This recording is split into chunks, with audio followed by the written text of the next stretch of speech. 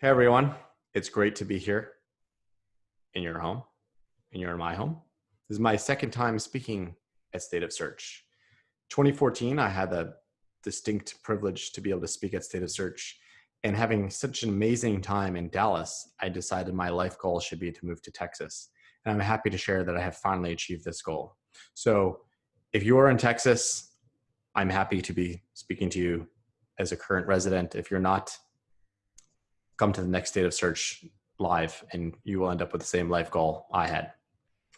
So today I'm going to talk to you about product-led SEO, which is an approach I have developed as I think about SEO challenges, which I really think helps drive more growth than you can by thinking about SEO in a traditional way. And we'll dive into the details there. And I hope that when I wrap up, you'll feel that this approach to SEO could drive search for you too.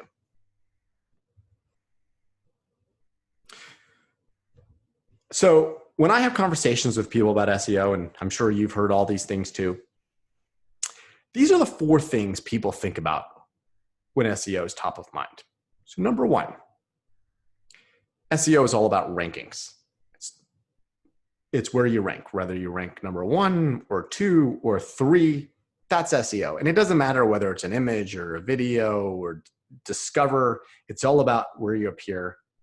SEO is rankings.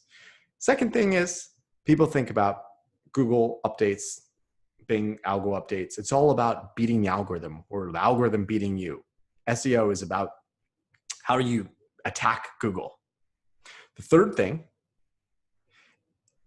is SEO is free. And that's a common thing everyone thinks about. There's paid marketing, advertising, and then there's free traffic. And SEO is how you generate that free traffic. It belongs to you. All you have to do is unlock it. And then the fourth thing is that there's some sort of magic in SEO. There's a black box. We know all the secrets. And by using our magical secrets, we're able to unlock all this free traffic. Now, I don't think any of these things are true. I think when you approach SEO with these, let's call them misconceptions, that it's all about rankings, that it's about algo updates and traffic is free and that there's magic here, that you're missing the real point of SEO. But let's take a sniff test and see if this idea of traffic being free and it's all about some magical way to beat out the algorithm is really factual. So the first thing that comes down to these misconceptions is the approach to Google. Now, I've been privileged to have been doing SEO for the last 14 plus years. And in my time doing SEO, and I certainly wasn't around when Google first started in the year 2000, and this is a screenshot of Google in the year 2000. My experience, the approach to SEO 14 years ago, and 10 years ago, and 5 years ago, and 2 years ago is the same. We're doing all the same things. And then misses out on the fact that Google has changed. Google has advanced significantly. Now, Google is an AI engine, artificial intelligence. Google's using almost human level thinking, driven by machine learning to act like a human, to curate results on a personal basis. It's not about things that we used to do, and they don't necessarily work anymore because Google has advanced, while our tactics may have stayed the same. The best way of underscoring this is looking at Waymo. Now, whenever I do this presentation in public with real humans that I can see and not just my computer, I always ask how many people know what Waymo is. And out of an audience of 100, I'll get about 3 hands. Now, for those of you in those 97% that aren't familiar with Waymo, Waymo is Google's autonomous driving division. It's a self-driving car, so run by Google. Shockingly to many people, Google with Waymo has driven more autonomous miles than any other company working on this challenge. Google has driven more than Uber, of course, and Mercedes. They're partnered with Chrysler. They've driven more than GM. And for all these miles, as far as we know, and as far as the reports that are public that they filed with the Department of Motor Vehicles in California, they have yet to kill anybody, seriously injure anybody, or cause significant property damage that we had to read about it on our local papers or watched it or seen it on social media. So the way they do this is with AI. This car is thinking, The driver is there as a safety driver, but they're using AI. And to date, they haven't really caused any serious damage. So they're able to discover and discern whether something is a bird that they can just hit or a biker, which they shouldn't hit. They're using almost human level intelligence. Now, the same company that has human level intelligence is also running a search engine that we're approaching as if it was 20 years ago, but now they have this level of intelligence. But let's think about some of the things we do and see if they kind of hold up to an intelligent search engine. So this is the advice everyone recommends. The basics you should do with content and ranking and search. Make sure you have keywords in your title tag. Title tags are really important. You have to have the right keyword in it. If Google's an intelligent search engine and you accidentally misspell the keyword on your page, or if the user accidentally misspells the keyword or uses a different synonym, can an intelligent search engine figure it out? Probably. How much copy to have? Common recommendation is 1,000 words of copy. If you have an intelligent search engine, can it tell that you took 400 words and stretched it to 1,000? Or if you only had 999, it's of low quality. Or if you have 1,001, it's suddenly high quality. A clickable title, where we try to put things in there like best and numbers and all that to make it more clickable and drive more search results. If Google is intelligent, can they not figure out what is a clickable title? Same goes with our snippets, writing our meta descriptions. Meta descriptions don't count officially in the algorithm, but could they count in the algorithm if Google is trying to find something that will most satisfy what a user will likely click on? And then finally, when it comes to images, make sure you're using a good image that fits with the content and put alt text on that so Google knows what that image is. Does that really hold up when Google's an AI engine? And even better, for those of you with Android phones, Google has an app that's native to your phones. For those of you with iPhones, you can download this app to see what I'm talking about, called Google Lens. On Google Lens, you could take a picture of something, anything, and Google will tell you what it is, even where to buy it. Now, if they can do that, can't they figure out what an image is on your website without you putting alt text next to it? So if we think about Google as an intelligent engine, a lot of the SEO best practices we've been doing to date might not be the best way of doing things from a logical perspective. And then my favorite is when we think about site speed. So if you hear advice from most consultants, and I've seen many reports or most SEO blogs, they'll tell you that you need a fast site. If you don't have a fast site, it's impossible to rank. If Google's intelligent, wouldn't they know that something is important and it should appear in the results, even if it's slow? Or something is not important and should not appear in the results, even if it's slow? Remember, if Google is intelligent, they can do a lot of things other than follow some basic quantitative metrics. Like in this report from OnCrawl, are you too slow or are you too fast? It has to be a lot more than a single red, green, or yellow score. And then finally, when it comes to links, this is a popular thing that everyone focuses a lot of efforts on when it comes to SEO. This is what my weekly inbox looks like with being pitched links on guest posts. If Google is an intelligent engine, can't they tell if there's an ink writer that typically writes about real estate and they suddenly decide to start writing about cryptocurrency, that might not fit? Or if there's a writer that gives good guides on how to remodel your home and suddenly they're telling you who the best personal injury attorney is? Google is using AI, trying to be like a human. If you, when you're looking at your competitors, can take apart your competitors' links and figure out that those links are manipulated, wouldn't an intelligent search engine be able to do the exact same thing? Now, in the way Google is presented to most people, and the way SEO is presented to most people, there is the seesaw effect, where if you do a bunch of stuff like build links and create good content, your rankings automatically go up. And if you don't, your rankings automatically go down. This would seem like an impossibility if Google's an intelligent engine. There is no up or down. It's really all about using AI to find exactly what is the best for a user. Now, it's even more than that. Is this even successful? Now let's look at an example of how you might do SEO today and whether this is the right approach if Google is an intelligent engine. So say we want to do SEO for a job website. Craigslist has suddenly decided that they would like to do better than just being Craigslist and just having lists of potential jobs. And they actually want to go after the job market from a content perspective. The SEO community is cheering because here's an authoritative website that we can now start optimizing for and create great content. So let's do SEO in the traditional way. So first thing we're going to do is go to Keyword Research Tool. Here I am on Rank Ranger. I'm going to look up some keywords in the job space, and I'm going to land on this keyword unemployment. Unemployment seems like a very popular search term with 550,000 searches per month. I'm going to come up with some content ideas around the word unemployment, building a job website. Landed on this idea of how to apply for unemployment. But then I go and look in title using the advanced search query, and I see lots and lots of other people have done the exact same thing.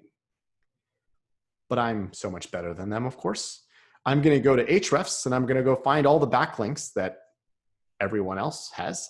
I'm going to go get all those same backlinks and then some. And I'm going to be able to beat them and be able to rank on that search term. And then I'm going to track my rankings.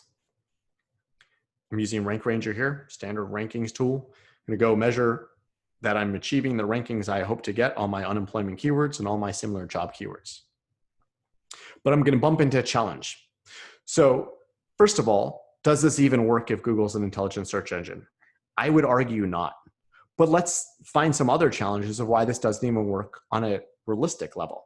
So say Google is the way it always is, and we can beat Google by getting links and creating content that matches an exact keyword. Bigger problem is that, can I even achieve what I'm set out to achieve? I'm now competing with Indeed. I'm competing with LinkedIn. I'm competing with Career Builder and Monster with my new jobs website that Craigslist is going after and wants to optimize for SEO. But my content is physically limited by capacity.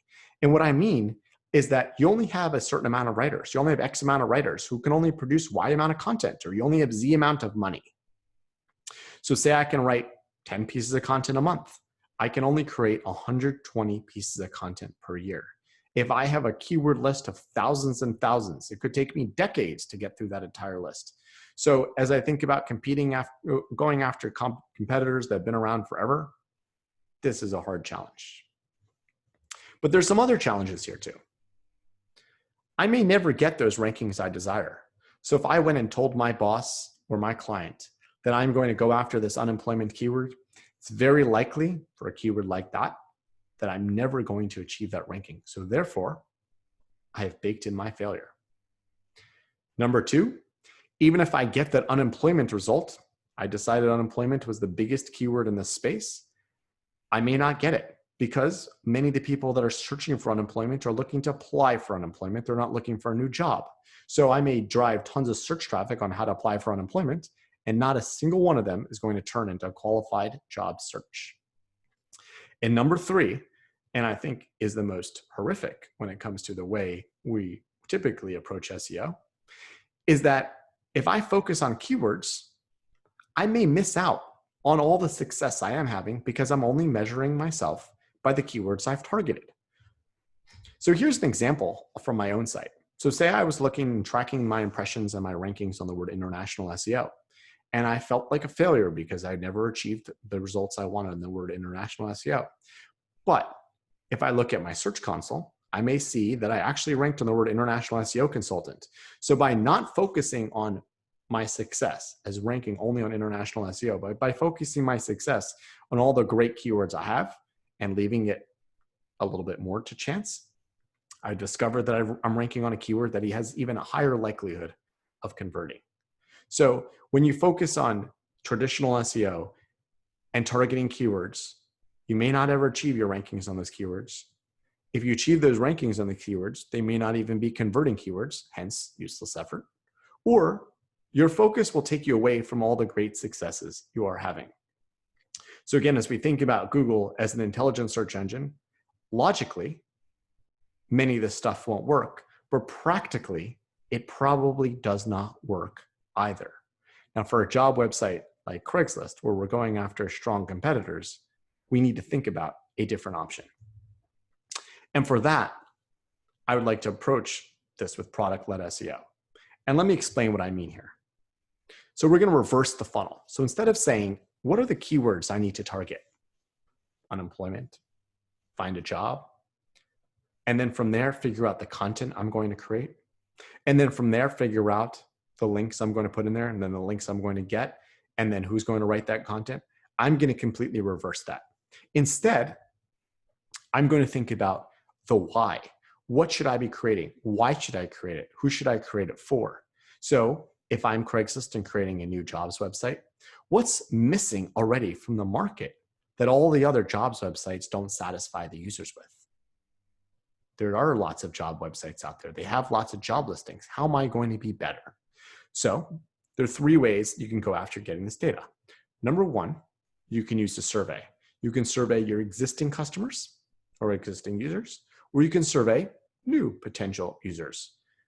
If you have customer data, let's look at that customer data. Let's see what are the things they're looking for. What are the searches that are running on the site that they're not finding? Or if they're talking to our customer support, what are the things they're asking for? They want to know salary data. They want to know who the interviewers are going to be. They want to know what the interview process is like. Something out there that LinkedIn and Career Builder and Monster and Indeed are not currently doing. So as we build our new job website, we can do better. We can know exactly what the users are looking for. And as we prioritize and think about the content we're going to create, we think about conversions. We think about how we're going to benefit the bottom line, why it's a good idea to have this content, not why it is high on the keyword list and how many people are searching for it. We're going to think about the benefits for our business because we're out there to drive more traffic for a purpose, not just for the sake of driving traffic. And when you think about it, I would rather focus on a keyword that has only 100 people a month searching for it and generate 3% conversions. This could even be a branded keyword. Then focus on a keyword that has a 0.01% of 10,000 searches per month. For those that aren't as good at math as me, just kidding, I'm terrible at this. I do it on a calculator. It's 3 versus 1. So many of our keywords we're saying, well, I'm going to set my floor at. I'm not going to focus on a keyword that has less than 10,000 people a month searching on it. No, don't do that. Focus on the keywords that have less people searching but are more relevant for your audience, that will have a higher likelihood of converting. And again, this could very well be a branded term, like your brand sucks. And if you can rank on that keyword and say why your brand does not suck, you can convert better than if you focus on a generic keyword. Now, as we think about developing our strategy, I like to go somewhere which I call blue ocean SEO. So there's a book, Blue Ocean Strategy. Strongly recommend you get out there and read it. It's a fascinating book. It's an idea of when it comes to marketing, there are red oceans, which are areas where many, many businesses have focused on, and competing is all about competing better. And blue oceans are places where no one is competing. Now, to put this into an example, think about if you were to start a new taxi service. You would have to be a little bit better, like faster maybe, or cheaper, or more comfortable, or something about you was a little bit better. Something about your taxi service was a little bit better than the existing competitors. And that's the way you chip away at the existing taxi market.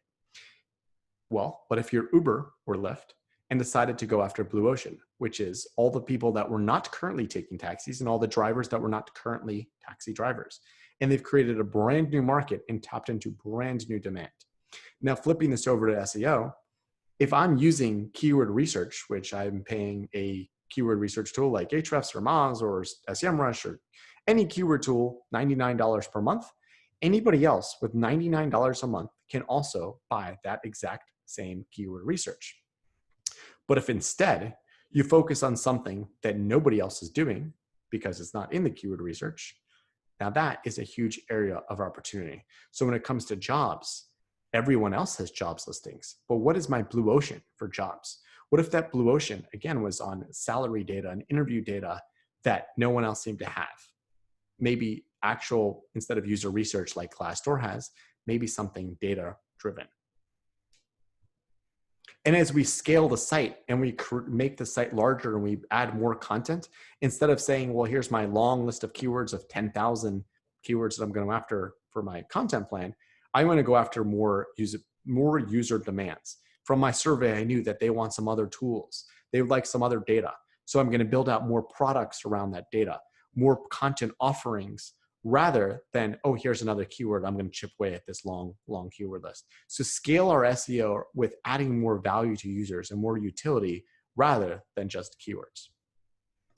And as we do that, I like to do what I call, or many people call, programmatic SEO, which is, it's not about writing content. We want to find ways of building pages that add value to users, and this is not spam, but add value to users from a programmatic standpoint, meaning we're taking a lot of pieces of data and building it into a high quality page. So an example could be e-commerce, where you're pulling product descriptions from one place and pictures from another and user reviews from another, and helping users to want to buy.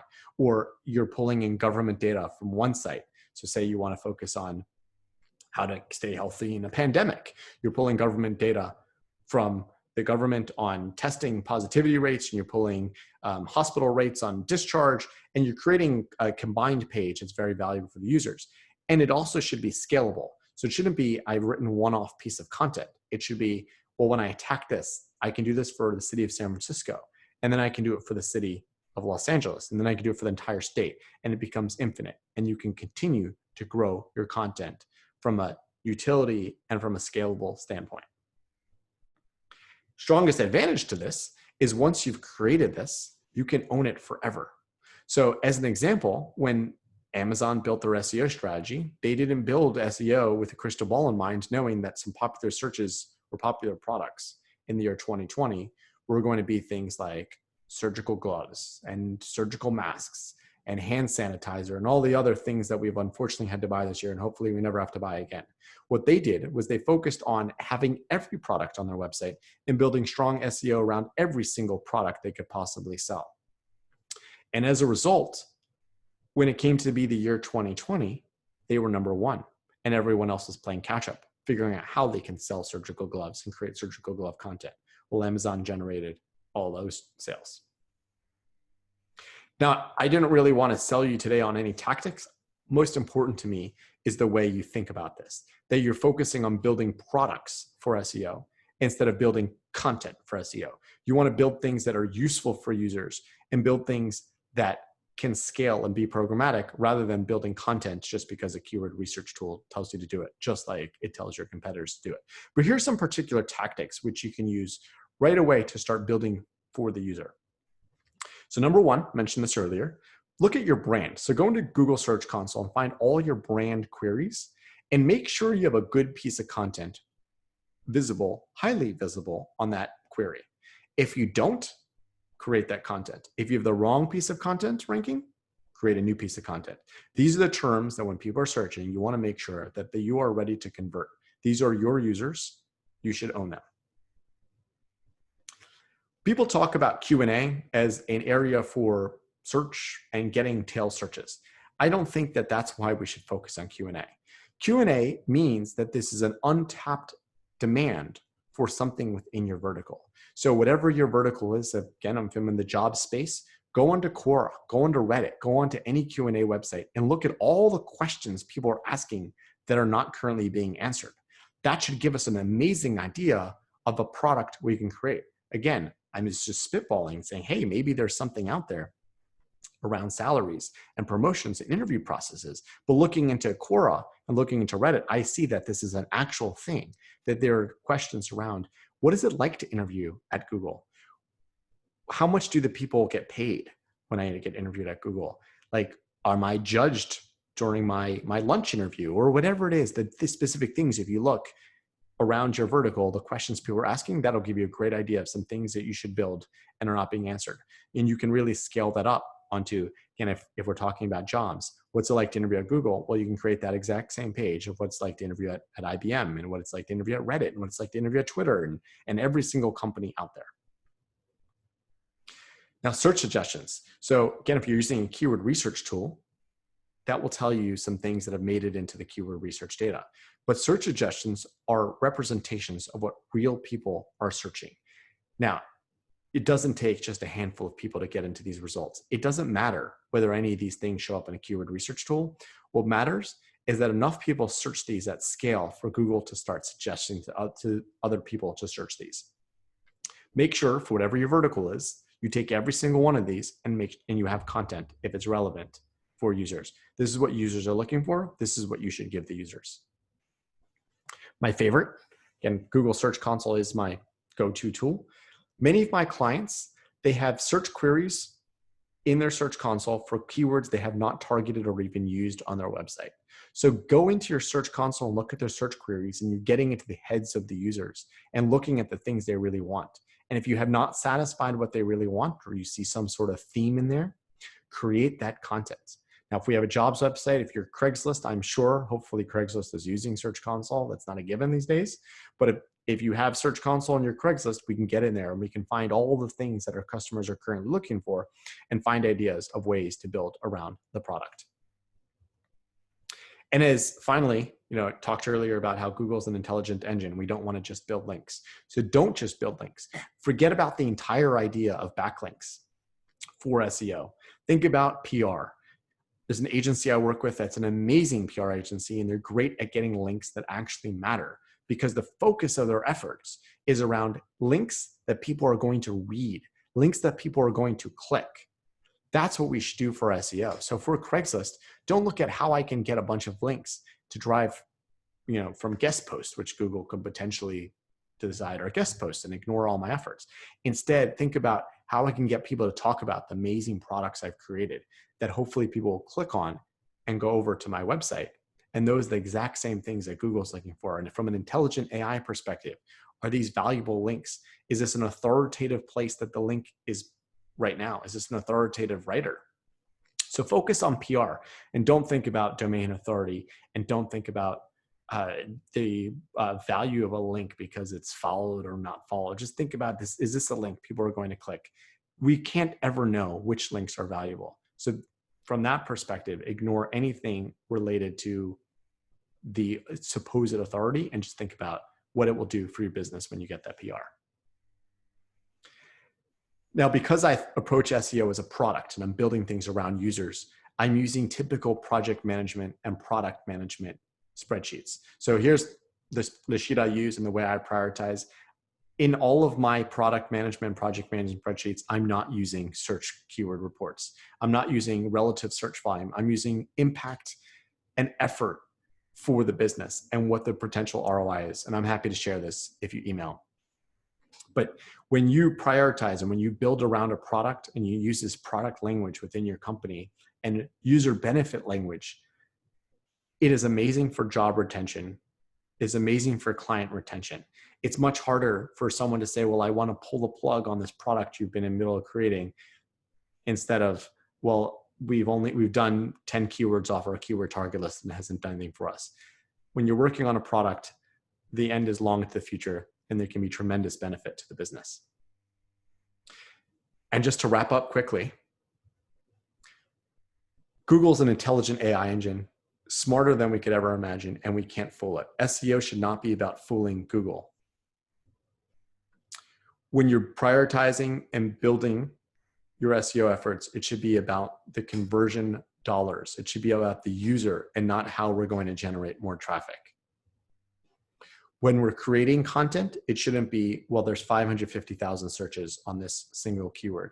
It should instead be, on this keyword or on this topic, there are 10 million people that want to know data around it. How can I tap into this 10 million by creating products and creating scaled content? Happy to be in touch. It's been a great honor to be with you. I appreciate if you stayed all the way through the end and got to this slide. Here's how you can get in touch with me. I'm close to being done with a book on product-led SEO, so that will be available on productledseo.com. Sign up for my mailing list. Happy to keep you updated on the book progress and any of the other things I do. And please follow me on LinkedIn. Thank you again. And thank you, State of Search, for having me.